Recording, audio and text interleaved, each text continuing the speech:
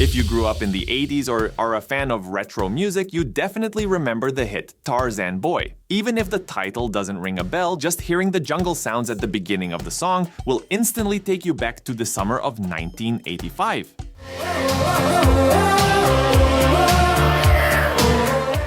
Tarzan Boy, by the Italian band Baltimora, was a massive hit in Europe, reached number 3 in the UK, was among the top 5 in Japan, and hit number 13 in the US. It was one of those epic-defining tracks.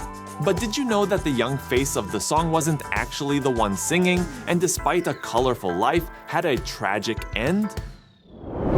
Who was the voice behind Tarzan Boy? Jimmy McShane was born on May 23, 1957 in Northern Ireland. From a young age, he was an exceptional dancer and had a bold fashion style featuring colored hair and flashy clothing. However, his life was not without challenges.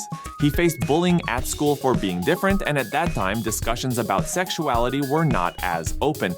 In a 2018 interview with the Dairy Journal, Jimmy's brother Damien shared, "He had a tough childhood, he had a captivating personality and naturally drew people to him, but his school years were hard. Jim was bullied constantly for being different, and at that time, I didn't even consider the possibility of him being gay. It simply wasn't a topic that was discussed." Driven by the adversity he faced in his hometown, Jimmy turned to theater and tried to break into the London music scene in the early 80s, but without success.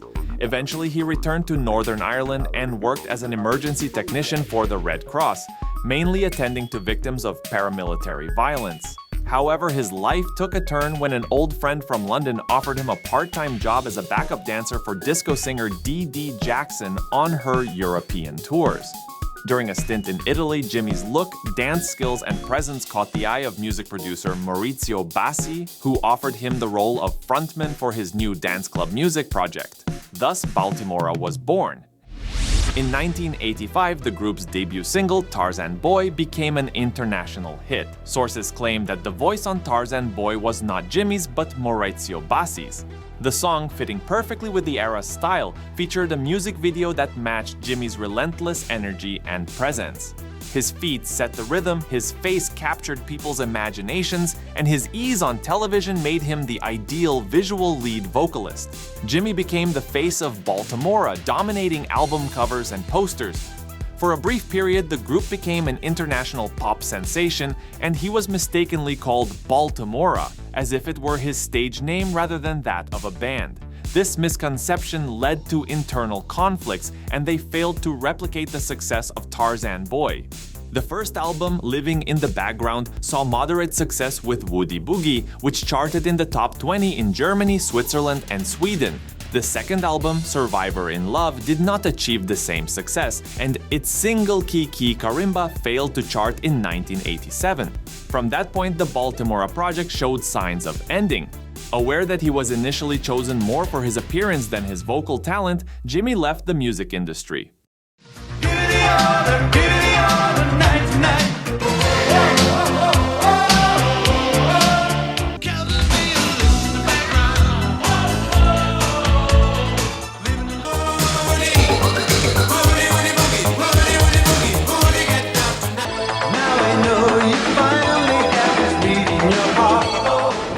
The tragic end of Jimmy McShane. In 1994, Jimmy McShane was diagnosed with AIDS. He chose to spend his final year of life back home in Northern Ireland, concerned about how he would be welcomed. His brother Damien recalls, "Jim called my wife Donna to ask if he could come home. My response was, why not? Learning that my brother had AIDS was a huge shock to the family, especially for my dad who struggled to accept it. But in the end, it was just another hurdle we'd face together." However, not everyone welcomed the star's return warmly. At the time, the AIDS epidemic was spreading rapidly, resulting in acts of intolerance against Jimmy. During one party, he was brutally assaulted by a group of youths, causing serious damage by breaking his nose and teeth. Throughout this difficult period, the family worked to educate themselves about AIDS and to challenge misconceptions, such as the idea that the disease could be transmitted through door handles or sharing cups. Due to the illness, Jimmy contracted pneumonia 9 times, and dementia began to set in. He was very lonely in his final moments and would call the police at any time, just to have someone to talk to. According to his brother Damien, those who answered the phone provided him with much comfort. After his last battle with pneumonia, which resulted in an ambulance call, Jimmy told his brother that he wished to be pain-free and comfortable. No longer willing to prolong his life, he told Damien, "Enough." Despite his drained bank account, he spent his last £300 on a birthday party for his youngest nephew. He wanted one last great day with the kids.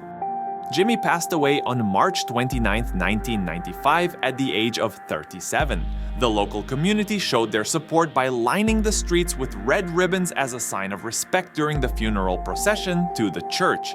There is a plaque in the center of Derry, Northern Ireland, honoring Jimmy. Yet his incredible journey from being an emergency paramedic to an international pop star and then swiftly fading back into obscurity is largely forgotten. But today we pay tribute to this great star, even if just for a brief moment. If you enjoyed this video, please hit that like button and subscribe to our channel for more. Thanks for watching!